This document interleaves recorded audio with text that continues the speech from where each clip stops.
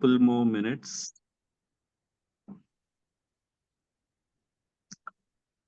We'll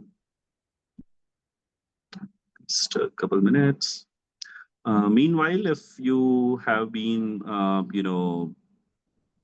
if this is the fourth session consecutively for you and you have been attending all, kudos. Thank you so much for that.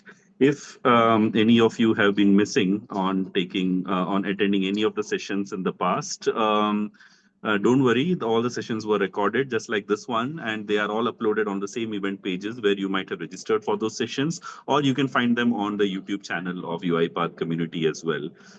If needed, we'll be happy to post the link to the series page where you can find all the recordings and presentations. So please do share it with all your colleagues, all your stakeholders, whoever you feel might get the value from this. I think we are on time and we can get started. So let me quickly introduce myself. My name is Rohit. I manage the UiPath community, and this is the fourth session of the Agentic Discovery series that we have been running. The idea behind this entire series was that how do, as professionals, as business analysts, as COE leaders, you not just understand about the technology but also understand how to discover the opportunities for agentic automation. And that idea kind of brought a lot of interesting minds together, and that's how we have created a series of webinars and content. Obviously not everything is perfect because everyone is figuring out just like yourself, so please keep this session interactive. If you have any questions, please continue posting it on the chat, or feel free to unmute yourself and ask the questions during the Q&A section. We are also creating the content based on the requirement from the community and the insights that you guys provide. So Akhil, Amrita, Jobin, Pranav, a lot of people are here to help you on this journey. And most importantly, if you are yourself ahead of the curve in terms of learning about this technology and you have something to share to the larger community, feel free to reach out to us. Would love to create platforms like this for all of you so that you can also come and share your knowledge in terms of virtual meetups or in-person meetups or even blogs, tutorials in any way. So that said, have a good session. Please do give us your feedback, and there is still time. Share this link with your colleagues if they can still join the session right now. And yes, over to you, Akhil, for the session. Perfect. Thank you, Rohit. Amrita, would you like to share your screen so that?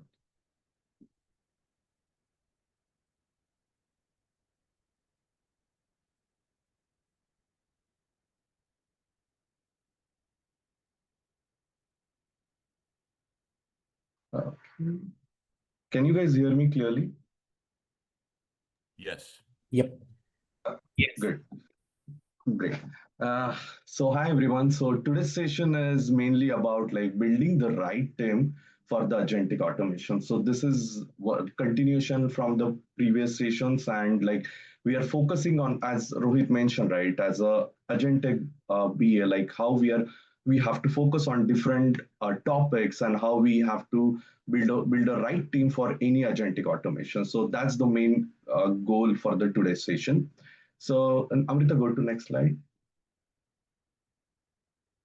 Yeah. So, hi everyone. This is Akhil here, and I am senior software engineer at Cubatica. And even I'm one-time MVP, recent MVP from the last year. So that's pretty much all about myself. And I am part of the UiPath Professional Services and RPA Discovery expert as well. Who like I'm delivering like ILT sessions for UiPath for task mining, process mining, all those all the part of the discovery thing. So that's pretty much all about me. You can connect with me on the LinkedIn. So that's my QR code. So you can scan and I'll put it in the chat to connect. So maybe Amrita, hand it over to you.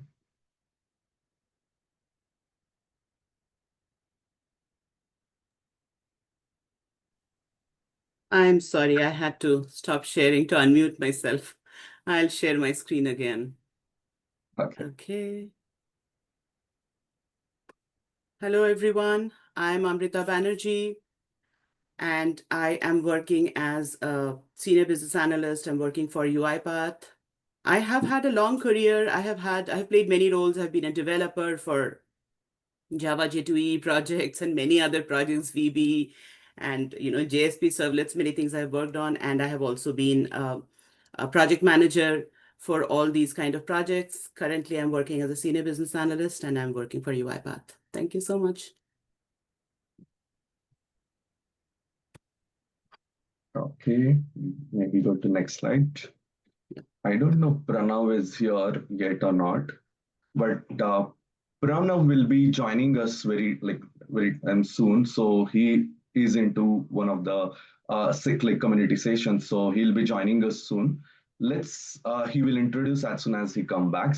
So let's go ahead and start the session. Hey guys, Uh, sorry, extremely sorry. I was trying to unmute and then network issues happened. So, hi guys, okay, I'm Pranav, sorry. currently working as a team lead at Wonderbots. So, I also lead the UiPath Bangalore Community Chapter lead. So, happy to see everyone on this particular session. Yeah, thanks. Thanks, Pranav. Okay, so today's agenda for the day would be like we will be discussing major topics related to like roles, like how the roles are getting changed with the agentic automation or agentic processes. So, like the BAs, developers, architects, and data scientists, that would be like a traditional processes roles that we had it before, but how they are getting changed, how we have to redefine it. That's something we're gonna discuss in the first section.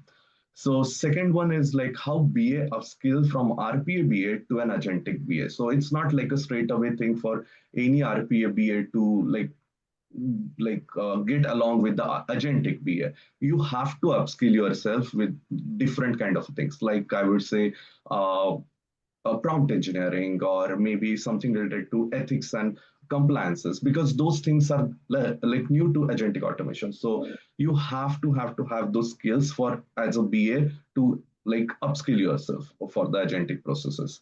Then collaboration models and agile structure, it's really important because before we were having like some kind of collaborating models like waterfall models, and we were doing collaboration in between the teams. But with agentic automation, what are the best practices, what you should be following for the collaborating models, what kind of models that we recommend based on our experiences, industry experiences. That's something I'm going to discuss in this particular part. Then Amrita will be presenting introduction to prompt engineering for BA, like how they have to get introduced to prompt engineering. Then talent sourcing and skilling roadmap. I would say it's one of the challenging part for any organization to hire the talents to get through this new agentic thing and get along with the recent learning. So how we are going to do the talent sourcings, that's also we're going to do it. Then interactive team chartering session is something that Pranav is going to cover. So and at the end we have a question and answer section. So we'll be doing and at that time you can unmute yourself and definitely continue with your all questions. Okay.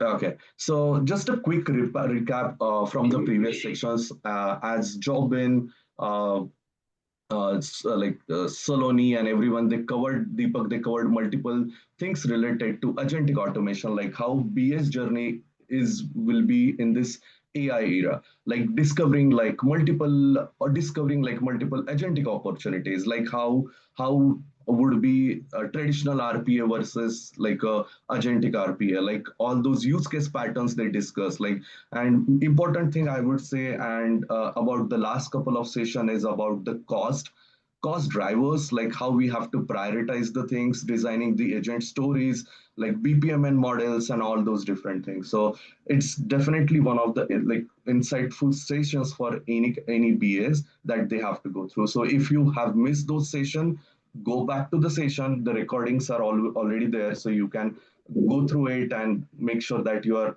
up to date with those sessions that we have discussed before. Okay, so yeah. So roles redefined for BAs, developers, architects, and data scientists. If you go to the next slide, Amrita. So in any traditional RPA process, right? So rules were like fairly like linear. So those will be like BA will be document the process like step by step processes. A developer is going to code those processes, and architect will design that process, and data scientists will often sat outside and not doing anything unless it is needed in that particular process. But they will be doing all those kind of traditional things in any kind of a normal automation project. But with agentic process, it's going to get change, because they have to like expand their skill set. They have to make sure that it's not that linear, and they're having all the cross functional collaboration and continuous learning. So if you see business analyst as the first part is like a previous role they have, now it is getting changing it to agentic business analyst. What is getting changed, or what are the different things that agentic BA business analyst has to do over the time? So they are no longer just like documenting step by step workflows. Instead, they will be like designing the cognitive workflows, what AI can do, what AI can't do, and they need to figure it out like over the time how we can handle such situation. Uh, as I mentioned about AI, what AI can do and AI can't do. Then another point would be voice of ethics and compliance, because it's really important in this AI era that we have to make sure that all the ethics and compliance things are followed. So it's business analyst job to make sure that all the red flags that are coming into the picture, whatever the things that we need to have it correctly, are aligned with this ethics and compliance. So these are the major responsibilities which are getting changed, and I'll discuss more about this in upcoming slides. But those are like a major responsibility changed for normal business analyst to agentic business analyst. For developers, their role would be like getting the like a script or a step-by-step processes from the business analyst, code those into the bots, and that would be the straight away thing for them to do the coding and finalizing it. But it's now going to get changed into the prompt engineering, where they are just not going to do all the scripting and all that. They are going to integrate large language models, APIs, and multi-agent workflows and all those things. And instead of like rigid bots, they are going to build like a modular, adaptive, and the adaptive components in this new system. So it's definitely going to be like a designing the intelligent ecosystem by the developers, so, which we are calling it as a prompt engineer in agentic automation processes. The third thing which we added is solution architect. Like solution architect is going to be agentic solution designer, as we mentioned here. So they are not just going to design the system. Previously, if you remember, they were doing the all designing part of it. They were going through like feasibility part of it, and they were just making sure that all the designing part of the any robotic process is like coexisted together. But right now they are not just responsible for that, but they have to make sure that the scalable real-time decision making and all the security related thing coexist together and blended towards the any kind of AI like agentic process that they are doing. So that's the major goal change for solution architects. Then last thing is data scientists, where previously they might have been like, I would say, sidelines, but now they are embedded into the automation team. So they make sure that the training data is of high quality, monitor biases, because definitely when you are doing any kind of such processes, the models might be giving like a bias result. So data scientists, which we are calling it as a fine tuning specialist, they have to make sure all those biases are gone, and they have to like manage all those biases, making sure they are getting like a good high quality data to explore the models and improve the models. So the data scientist or a fine tune specialist is honestly one of the important part of the any agentic process. So this is the ultimate goal from this section, is to make sure that understand that how things are getting changed with the agentic process with respective to the goals. So this is for any organization. When we are going through the roles, we have to redefine these roles towards this agentic roles to achieve that role definition for the organization. Yeah, go ahead for the next section. Yeah. So how a BA upskill from RPA BA to Agentic BA? So the first thing that we need to understand is the mindset shift. Because in RPA, BA role was to map static workflows like step A to step B, then do this, and then handle exceptions. But in agentic world, right, it's not definitely going to be enough. Like BA has to design adaptive, like AI assisted journeys, and they need to make sure that all those things are with the training that like you are getting the user inputs and AI recommendations. So if you go to the next slide, Amrita. Yeah, if you can see this RPA BA versus agentic BA mindset shift, like so mapping static workflows to designing adaptive and AI assisted journey is something which we have to do it for as a RPA BA. Then similarly, like in RPA's requirement gathering was one of the important part, and it's like a one-time exercise, right? Like we were doing it at one time, and we are just getting all the requirements from the business user, and we were interviewing the SMEs, documenting the process, and we are handing it over to the developers. But in agentic automation, requirement evolves as the AI model learns, right? So it's not going to be like a one-time exercise. So that means the BA focuses like on continuous improvement through the feedback loops. Like they have to continuously checking whether the AI is improving, making the fair decision, and delivering the intended outcome or not. So like it's all definitely going to be a BA's responsibility to make sure that all things are getting correctly, and if any kind of red flags are there in between, they have to raise those red flags to the team.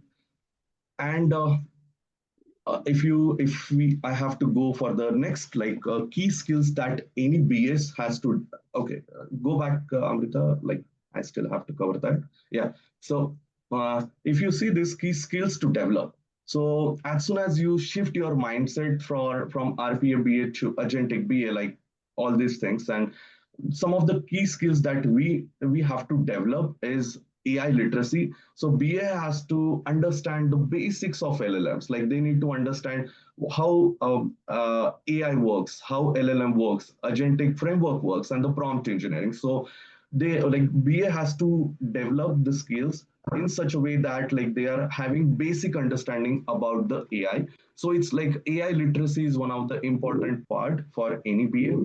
Then data interpretation, where they are going to read and analyze AI outputs, logs, and the performance matrix. So they are going to read all those things, spend time on the log. They need to check is anything going wrong. It's like a BA's responsibility to understand, and they need to develop their skills in such a way that they're able to read all those things with the AI outputs. Then ethical oversight. So it's this is honestly it's very huge because AI can carry like multiple hidden biases that any person that straight away can't see it. So an agentic BA must like they should flag those kind of a risk, critical questions, or any compliance regulations and the company policies. So they have to make sure that all these things are aligned and going through it. Then design thinking, where they have to, rather than just thinking like a as is process, like in the previous RPA process, right, we have straight away as is process where any steps are going wrong or anything that bot did not follow or anything like that, we were checking and we were raising the points. But in agentic BA, the design thinking has to be improved because we have to keep asking like what can AI handle, what where human should be step in, and what new values we can create. So those are like really important.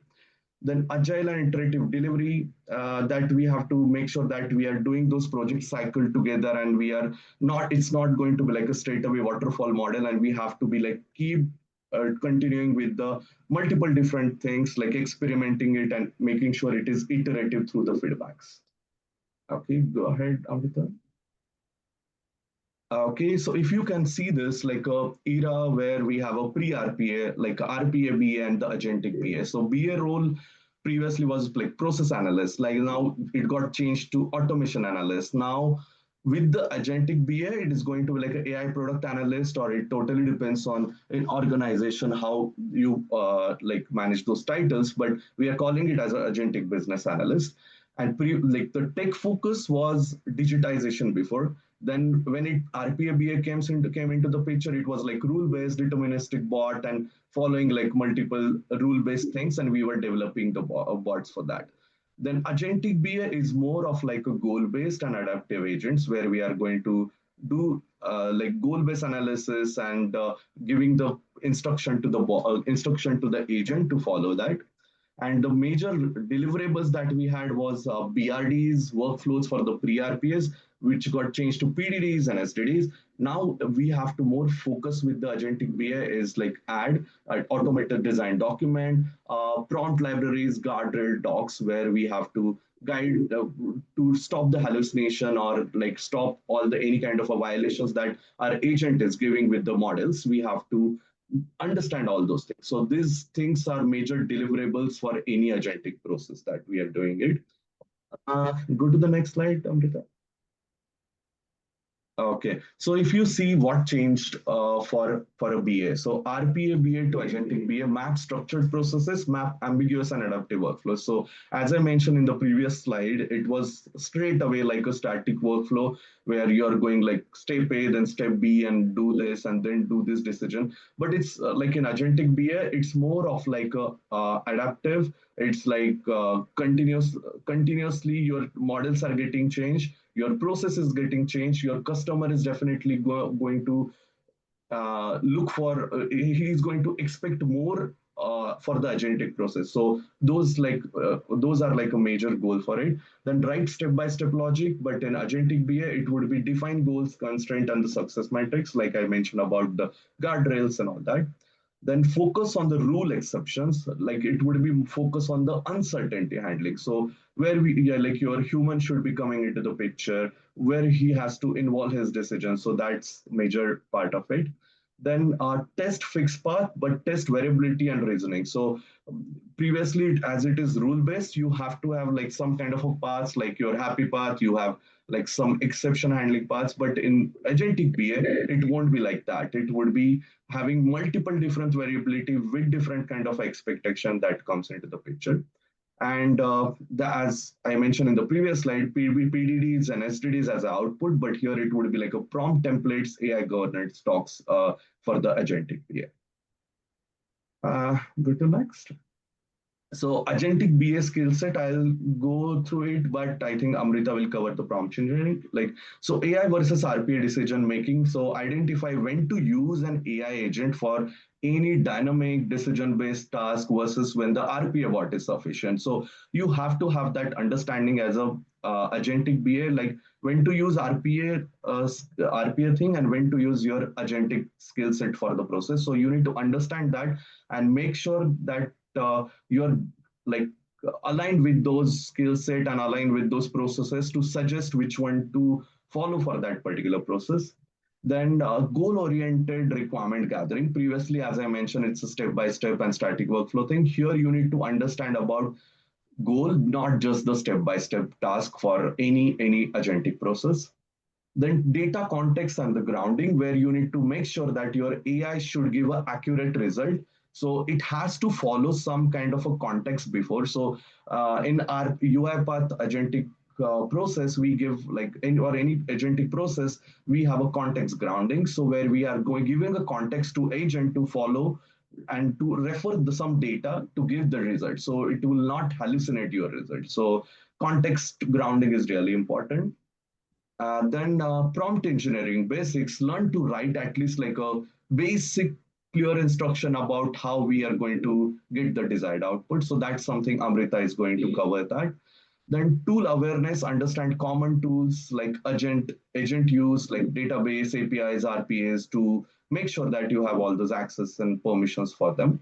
Then ethics and compliance, which is major different part than the traditional BA that I mentioned here. They need to understand like address fairness, privacy, and accountability for the AI behavior. Because if something is going wrong with the security or compliances, the BA has to flag that. BA has to mention it to the team, and they need to make sure everything is secured. So these are the important BA skill set, the agenting BA skill set that everyone has to update, like from their traditional BA things. Okay, go next. Okay. Okay, so I'll just go through it as I have to give time to Amrita for going through the prompt engineering. But yeah, so if I have to focus on the collaboration models, so as we have seen that like how the roles are changing, agentic automation brings a unique challenge. What today might have like today might be working might be outdated in a couple of weeks, right? So like AI model change, your API change, new framework might appear. So you have to work together to evolve, and it has to be like a fluid and kind of a continuous and data driven learning over the time. So it won't be like one time learning, and like as soon as you learned agentic automation and got the basic understanding about it, and that's all. It's not going to be that straight away thing. So you have to be like continuously learning about it, and like it's definitely going to be a data driven thing. So in traditional RPA, like or any automation project, right, you could design a process, build a bot, test it, and run it for the years with the minor tweaks, right? You're doing some minor tweaks and tricks, and your process gonna work again without any problems and all that. But with the agentic process, teams collaboration has to reflect with the like short-term like cycles, short-term feedback cycles, your cross-functional alignment, and the constant adaptation. So this is honestly really important for any agentic process to follow these guidelines. So go to next, Amrita. Okay, so based on my experience within my organization that we followed for the collaboration model, these are some kind of recommended collaboration models. So first one is like pod-based team. So think of it as like a mini startup in your company. So each pod is like a small cost function squad where you have a BA, developer, solution architect, and the data scientist. They are working together end to end. So this structure will avoid conflicts and ensure every decision considers business text and everything within your company. Then second thing is dual track engine, where this means definitely splitting your work into different connected tracks. So one track we follow is discovery, where they are mainly going to explore and discover about AI capabilities, like how we can make that particular project successful with the agentic. So they are mainly going to discuss about the discovering part of it, which processes are suitable for the agentic process, what kind of a prompts that we should be doing it, all the experimentation and everything will be a part of the discovery. And another track would be delivery. So mainly they will be going to focus on the validating the solution, deploying the solution into the production, and making sure the entire pipeline is going smooth. So the dual track engine has two things. One is discovery, another part is delivery. So this is one of the model that we follow. And third one is AI governance committees, where these committees are not just like definitely not about slowing innovation. They are about ensuring the oversights and the compliance and ethical alliances, and making sure that all like they should be monitoring all the risk and making sure the team stays responsible as they innovate. So it's not going to be like a straight away thing for any organization to follow that. So these like recommended models make sure like these will definitely add value towards success to your any agentic process. And go to the next, Amrita. So these are like a best practices for any kind of a collaboration models that we follow. So one is daily sync up for cross role alignment. So you have to make sure that within your roles like data scientist, BAs, and all that, you have to have like 15 minutes at least for like 15 minutes daily sync up, so that to avoid your rework for the upcoming weeks. then share documentation in repositories like Confluence or Notion, so the knowledge is not locked within the separate roles. Then retrospectives that don't just ask what worked technically, but also what worked ethically. So in the previous RPA process, like, or a traditional processes, right? It's more of like technically what is the problem, what things were going wrong, and all those things. But in agentic retrospective, you have to make sure that like AI models make the fair decision. Was there any transparency? This question has to be a part of your process. So the main key takeaway from this main section would be like agentic automation requires new collaboration structures. So together they can create a framework that is fast, flexible, and fast for any agentic process. Yeah, go next, Amrita. I think yeah, that's pretty much all about roles, like your evolution from RPA BA to Agentic BA and the collaboration models that we generally follow for any agentic process. So I'm handing it over to Amrita to continue with the prompt engineering. Thank you, Akhil. Thank you for the great session. Could you please share the screen now? Yeah, just a minute.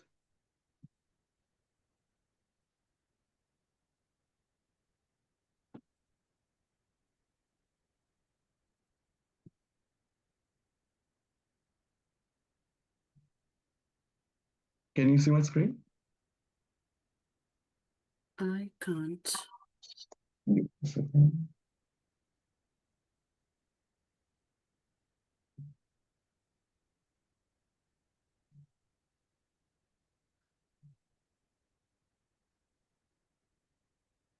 It's coming up. Yes.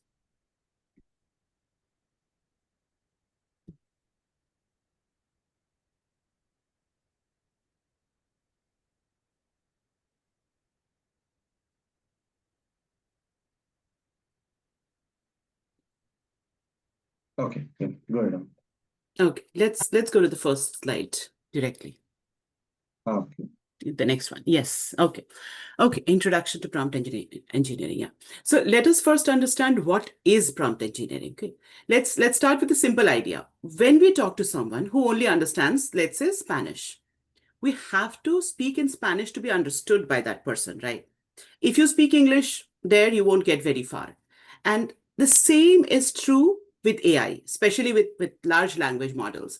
You have to speak their language. It is just like speaking another language. So you should know their language. The AI would not automatically know what your goals are, what is the context. You have to tell it. And that is where prompt engineering comes in. So it is the art and science of designing the inputs. What are the inputs? The inputs are our prompts, so that AI will produce outputs which are correct, which are useful, which are relevant to us. Think of it like this. As business analysts, all of you write requirement specifications so that the developers understand exactly what needs to be built. So prompts serve the same purpose for these AI models. A vague prompt is going to give you a vague result. So it's like garbage in, garbage out. But if you have a good prompt, if you write a good prompt, it'll function like a clear, testable requirement for you. Now, these prompts can be categorized in many different ways. So for example, there are instruction prompts where you say, do this, or tell me, let's say, where Burj Khalifa is located. Then there are role-based prompts where you ask AI to act as some kind of persona you give it. So for example, you tell it, act as a doctor, act as a project manager, act as an engineer. Then there are chain of thought prompts. So these tell the AI to think step by step instead of directly jumping to the answer. Then there are context-rich prompts where you add some background, you add some constraints, you give it some examples so that the AI understands the context before it answers your question. So we will see these styles hands-on as well. And you will see how very small changes in the way you speak the AI's language will completely change the quality of the output you get from AI. Let's move to the next slide, please, Akhil. Yeah. So this is the heart of the matter, the core principles of good prompt engineering. So think of these as your toolkit. You don't need to use every tool for every job, right? But you should know how to use it, when to use it, and this information of knowing how to use which tool and when to use, it'll improve the quality of your output of the prompt of the AI model drastically. So look at this guy on the right side of this slide. He's looking a bit puzzled with that box in his hand. So that's like all of us when we start. And these principles, these are the key to figuring out that puzzle. So let's talk about what are the principles. The first and foremost is clarity and specificity. Now, this is the foundation. If your prompt is vague, you will get vague or generic answers from AI. So you want to be unambiguous. You want to avoid jargons when you're writing your prompt. The next one is context is king. This is a big one. The more relevant background information you provide, the better and more tailored response you will get from the AI. The AI would not know what is going on in your head, so you have to really give it the full picture. You give it some context, give it some background, and then see what changes happen in your results. Next one is a very, very powerful technique, the role persona. So, sorry. Yeah. So define the role. So this is like telling the AI who it should be. So you start with your prompt by saying act as a, and then you write the entire prompt. So this frames the entire response of the AI. For instance, let's say you say act as a financial analyst, and the reply you will get from the AI model will be very data driven, a very formal response. And at the same time, if you ask it to act as a, let's say, friendly social media manager, you will get a reply from it which is completely different. It'll be casual, it'll be engaging, it will probably have some emojis in it. And so when you say act as a, you're essentially giving the AI its character or the motivation. And don't forget to specify the output format, how you want the information presented to you. So the AI can structure its response in any way you want it to. You want it in a tabular format, it'll give it to you. You want it in bullet points, it'll give it to you. You want it in a JSON object format so that you can directly feed it to an application, it'll give it to you. It'll also give it to you as a poem if you want it to. So by telling the AI what you need in what format you need it, it'll save you a lot of time because you then don't have to do any reformatting. You get the information exactly the way you need it, and it is immediately useful to you. Then comes the constraints. So just as important as telling the AI what to do is telling the AI what not to do. So use constraints to set the guardrails. This will help you refine the output and keep it focused. You can set limits, like limit the response to 200 words, or do not include any technical jargons, or summarize this particular article without using any personal opinions. So this is how you can really fine tune the result to meet your needs. Then finally, the most important mindset to have is the iterative refinement. So it is very rare that your prompt is going to work perfect the first time. And that is completely okay, because prompting is like a conversation. If you don't get what you want from the other person, you don't give up, you tweak your prompt, you maybe give it some more context, maybe define the role a little better, or maybe add a few constraints to it. So think of it like a process discovery, refining your request until you get the perfect output. So these 6 principles: clarity, context, role, format, constraints, refinement, these will work together to transform your simple questions into very powerful instructions. And by learning all of these, you will be really collaborating with the AI instead of just asking AI questions. So I would like to quote Ethan Mollick here, who is a Wharton professor and an AI educator as well. He says that prompt engineering is how humans and AI co-author creativity. The better your prompt, the smarter the machine looks. All right, let's move to the next slide, please, Akhil. Yeah, so this is an example of a bad prompt. Tell me about project risks. I mean, none of those core principles are used in this prompt. At the same time, if you look at the good prompt, so this is how you should write a good prompt. So it's saying you are a senior business analyst. So there you have given it the role that it has to play. Identify potential risks for a software development project involving a new AI integration, categorize them into technical, operational, and financial risks, and suggest mitigation strategies for each. Present this in a table format with columns, risk category, specific risk, potential risk, impact, and mitigation strategy. So you've given it the role, you have given it the tasks, you have defined them clearly, what are the tasks it has to perform, and you have given specified what should be the output format, in what format you want the output presented. So there are some other examples as well. I think we can move on to the next slide now, Akhil. Yeah, let's move to the next slide. Yeah, so quickly, I will go through the prompts and then we will, do some hands-on with it. So zero shots, these are a few common prompting techniques. So there is zero shot where you ask the AI to complete the task without giving it any examples. Then there is one shot where you would provide one example to the AI. Then there is a few shot prompting method where you would provide a few examples within that prompt to guide the response of the AI. Then there is chain of thought where you will instruct the AI to show its reasoning steps before giving the final output. There is a zero shot chain of thought where again you ask it to show the step by step how it is solving the problem without really giving an explicit example. Then there's prompt chaining. Prompt chaining is like breaking down a complex task into multiple sequential prompts. So you give the first prompt, the output of the first prompt becomes the input of your next prompt. And it goes on, so on and so forth. So why do we do it? It is so that, if we give a lot of instructions to the AI at the same time, there's a chance that it'll hallucinate, it'll not function properly. So it is a good idea to break the tasks into multiple sequential prompts. Now, I think, let me share my screen back again. Thank you, Akhil.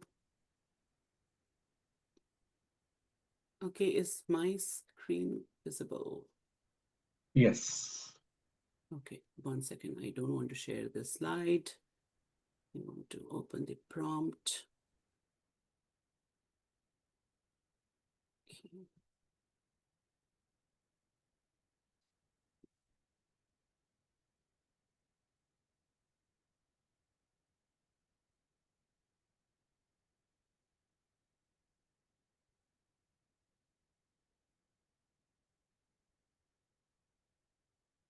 All right, it's visible now? Yes, Amrita. Oh, okay, thank you so much, Akhil, for confirming. All right, so I will I have opened Microsoft Copilot, and here are a few examples that I have, prepared for all of you to show you what is zero shot prompting. So let me just write the prompt there and see how it. So I have some layman prompts and I have some, organized, I have put these prompts in those examples to the, ways we saw that there are different kinds of prompt styling. So in those different styles I have put it. So I don't have time right now to go to the layman one. So I'll just show you how to do the actual prompting. So this is, let's say approvals take anywhere from 2 hours to this is a problem statement here. Now this is a zero shot prompt. Here I am telling it to summarize the problem into 3 categories: people, process, and technology. Be concise and be factual. Zero shot because I have not given any example here, but still I am defining the requirement very clearly to the AI model. So let's see what we get. So here is a concise categorization of the problem statement into people, process, technology. See how nicely it has given me the output just because I had given it 3 categories to, categorize it into. But I did not give it any example. For some things, you can't give any examples. For example, if you want to ask it, tell me which city Taj Mahal is in, you can't give it an example, right? So now let us move on to one-shot prompting. So one-shot prompting is where you will give one example. So let's see this prompt.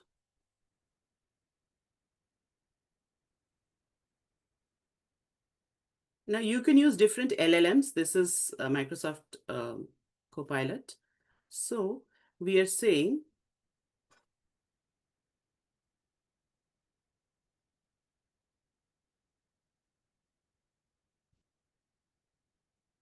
so here is an example. One second, let me copy it again. So first we give it an example. Here is an example user story. As a new customer, I want to register online using my email so that I can track my order. So I'm telling it how to write a user story first. And then I'm giving it again a problem statement or a requirement. And then I'm telling it, now you write a user story out of this requirement. So first is my example and then is my requirement. So see, here is an example. This is my example, and then I have given my requirement. So here is the user story based on the provided requirement. See, the user story is just like the example that we had given. As a procurement officer, I want a centralized vendor onboarding system so that all departments can access complete vendor and blah, blah, blah. So it is exactly in the user story format, exactly in the way we had given it the example. As a new customer, I want to register so that I can track my orders. So I'm going quickly because of the lack of time. Please bear with me, guys. I want to show you the prompt, so I'm just going quickly. So few shot prompting is where you give it a few examples. So here is like a few shot prompting. You say, here are some requirement to acceptance criteria examples. And these are really useful prompts for all BAs. So, I selected these prompts, wanted to show you these. So this is requirement number 1. System should allow login with Google. Acceptance criteria. User can log in using valid Google credentials. Invalid credentials, return error. Again, I'm giving it another requirement and I'm telling it the acceptance criteria. So this is few shot because I have given it, if you see, 2 examples of how a requirement and the acceptance criteria can be generated from that requirement. Then I ask it, now generate acceptance criteria for this requirement. Then I tell it, give it a requirement and ask it to generate the acceptance criteria.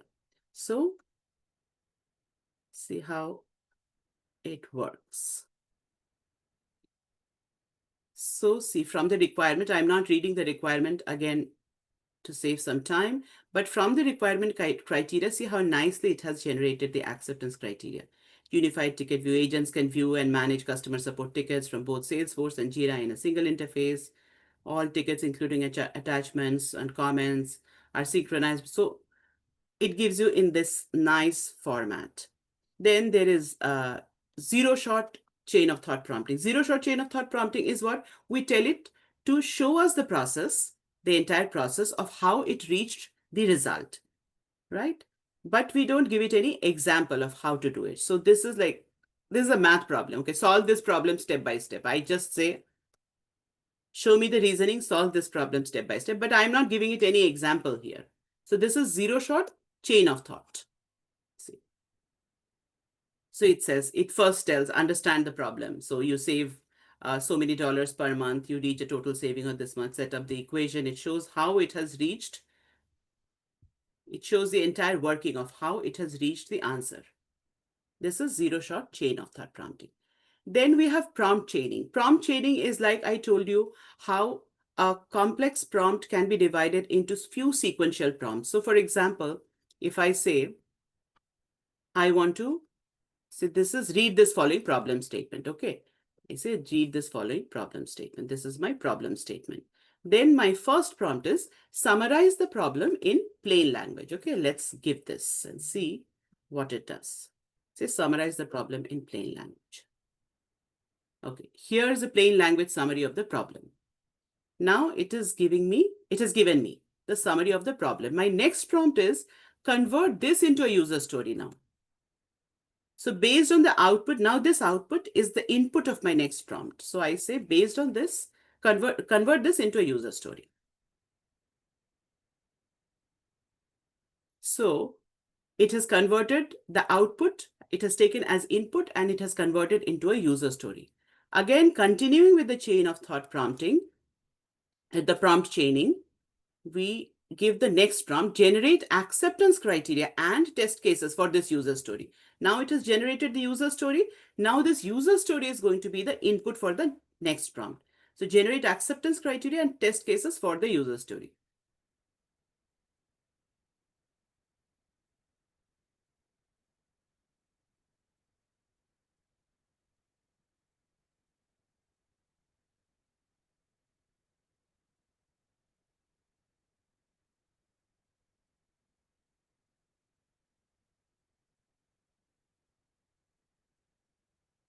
Okay.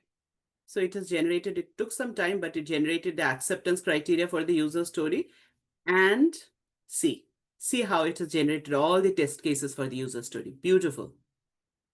This is a very helpful prompt. Then again, you can give this fourth one. I'm not going to give it now. Combine requirements, user stories, and acceptance criteria into a structured BRD draft. So you can get the whole thing using this prompting. Okay, I wanted to show you something interesting, that is role prompting. How role prompting will change your reply. So here is a problem statement. Let's say here is a HR problem statement. And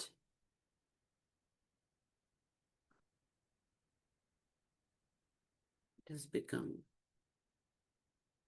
it's not responding. Okay. So, all right. So I say act as a HR manager, rewrite this problem from your perspective in 3 bullet points. Then I say, then act as an employee and write the same problem in 3 bullet points. See how your reply changes just because you change the role here.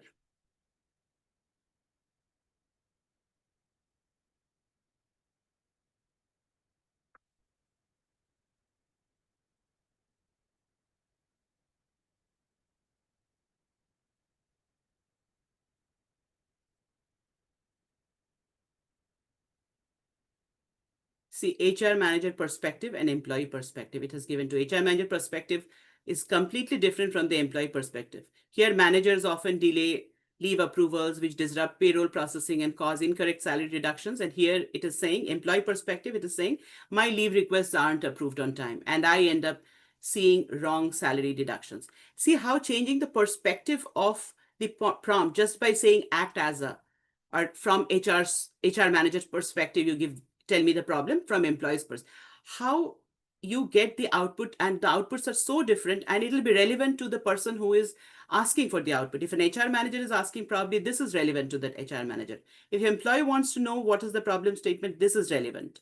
So that's another. Okay, the last one I'll just show you quickly. If I just say explain blockchain, let's say this is tone-based prompting. Okay, you can also set the tone. If I just say explain blockchain, let's see what happens.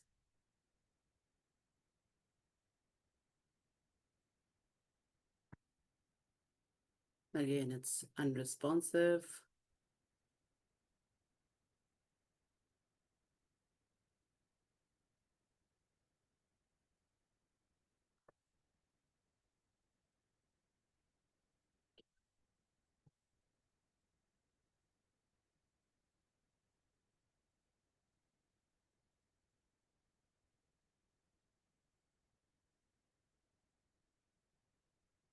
So let it explain. So what I wanted to show you here is that if you change the tone, how do you change the tone? You say explain blockchain to a 12-year-old in a friendly storytelling style. So if I get the output of this, I will show you that prompt.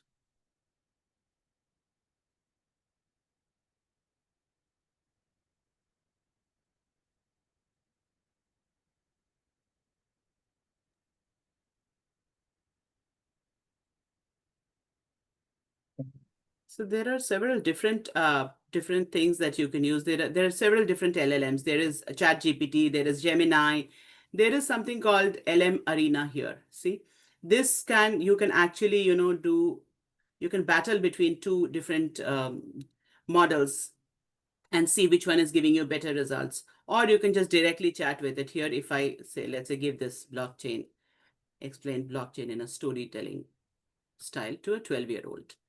Then let's see what it generates here. This has become slow.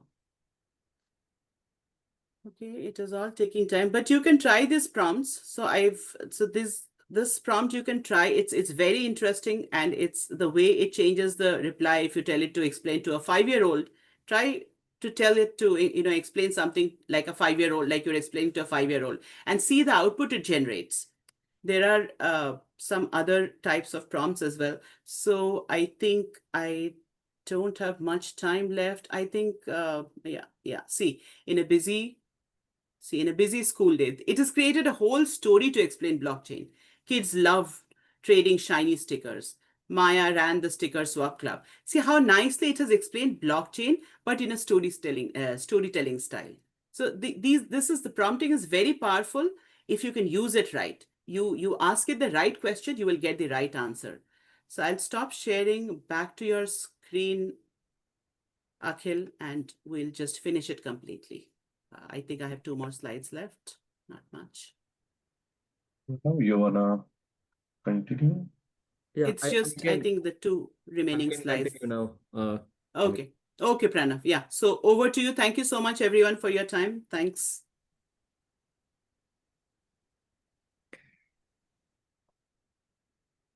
Akhil, if you can share your screen, please.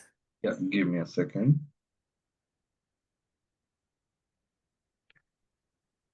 Oh, can you see my screen? Not yet. It is still loading. Yeah, so guys, these presentation anyways will be uploaded for your references. So now we can start with the talent sourcing and scaling roadmap. So this is the most important and one of the ask from everyone, like how to assess the team knowledge, how can we upskill ourselves to become more into the agentic part. So the first thing that I would suggest and what we have done in our team is understanding the current team skills. So for example, there are different type of skills that is needed, like AI literacy, prompt engineering, model evaluation, ecosystem design. It's not just one technology of we are specific talking about. So first of all, we have to define what all things are needed. So once you have that clarity, okay, we need these things in our team, then start upskilling existing talent. You should not hire. I'm not telling you should not hire, but you should start doing something in-house first of all. So you start first going on the AI fundamentals. So what is LLM? What is the use of LLM? What LLM does? How LLM works? Prompt engineering, model performance evaluation. So basically start going one to one on those parts. So for example, let's take any of the POCs kind of thing. How chat gpt or how OpenAI is different from Gemini, how what is what difference between Anthropic, Cohere, and any other llama than Olama. So how all are different. So this is all starts with that curiosity. Okay, let's evaluate first, and then based on your skills and then based on your research, you tell what works best for you. Okay, and then you definitely need someone who guides you. And now in the current market, we are seeing that there is no role like just a BA.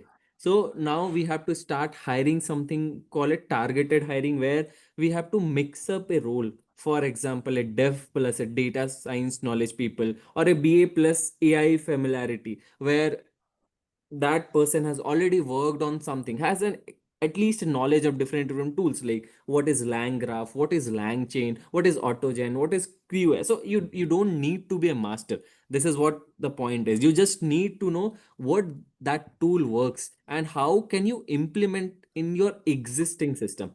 As a BA, we don't expect you to be an pro on all those things. The only requirement is that you should have that understanding of the tool. And again, to make that culture that everyone in your team understand everything, so you have to bring new things. For example, hackathons, where any idea, existing idea, any POCs that you want to execute to a client, first of all, look inside what all current challenges the company is facing, bring something that idea generation, and then try to solve with the things that you have already have. For example, have a hackathon, brown bag sessions, and also encourage your team members to go for certification, give them voucher.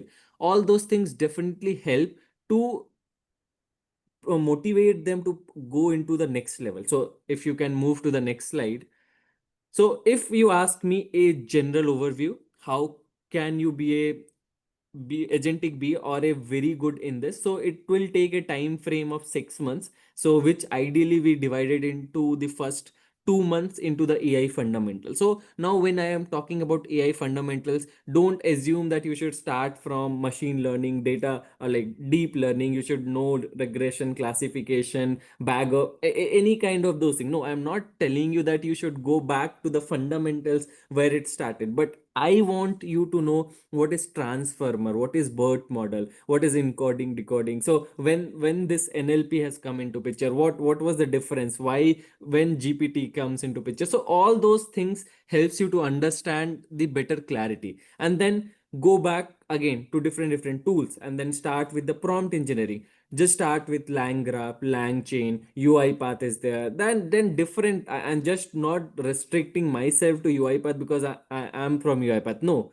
it's less you explore all the tools, all the agents, try working on everything and see where evaluation metrics, where Raga is there, deep evaluation is there, then where guardrails you can do it. And after having this, move to agentic part where you start with autogen, then move with QAI and see how can you do all those steps.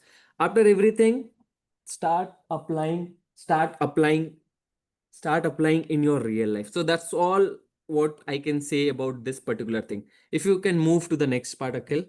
And here is the interactive team chattering session. So this is, again, there is no slide specific to this. This is something where what we have observed is now you don't work as a silo. You create a team. You make them realize what is the real problem. Have them a brainstorming session. Include everyone in each one of your sessions. Tell them what is the use cases, and then you can see a real life, a real problem that can be solved. For example, in traditional part where you talk about defined process flow for ticket triaging. Now for agentic BA, when you can design how agents autonomously classify, then escalate and even resolve queries. So now you're working with different data scientists to train prompts, with architects for orchestrations, and with devs for integration. So this chatter model helps you to collaborate, and this is where chattering session comes into picture, where you are not working as a silo, but you are working as a team. And that's all about this particular thing. I would say there are much more to cover, but I know we are over time. I don't want to stretch myself. And one more thing. So the things that we have already done, there are again opportunities for the session 5 where we'll be talking about the uh, agent definition documents, which is the most asked. So please continue to this session, and please support us. Do join. You will get lot of valuable speakers. So next speakers who have an extensive experience on agentic BA. So you will learn a lot. And then the final is the scalable part.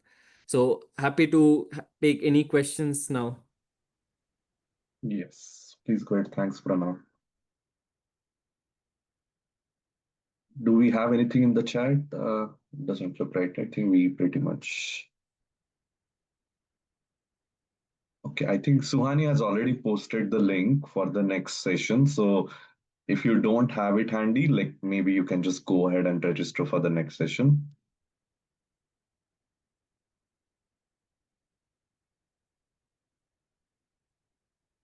Okay. Does anyone have any question related to this or any clarification that you guys want?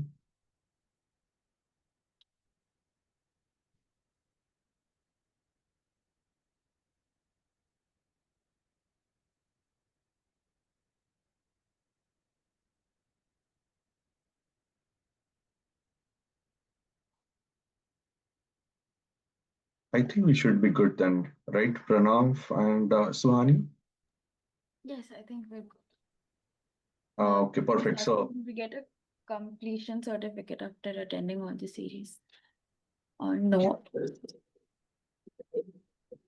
that's great. So you'll get a completion certificate at the end of the series. And thank you everyone for attending today's session. And for any queries, as we mentioned, right, Amrita, like reach out to me, Amrita, Pranav, and I think for all the sessions, we have all the speakers listed on the community link. So maybe you can go ahead and reach out to anyone to understand or if you have any queries. Okay. Thank you so much, guys, for your time. Thank you, everyone. Thanks Thank all. you.